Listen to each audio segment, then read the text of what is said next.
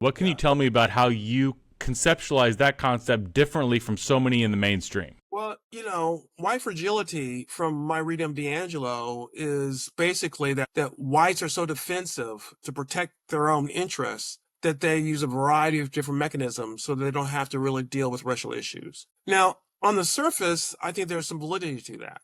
The problem is the way she applies it. When I read her book, I tried to look at it as if I was a white person reading this book, as well as being a Black Christian sociologist. And I concluded that the only thing I could do as a white person was to agree with people of color and do better. That does not, that's not a recipe for really finding common ground, because believe it or not, people of color actually sin as well. We actually have human depravity. We can misuse people. We can manipulate people. We can do those things as well.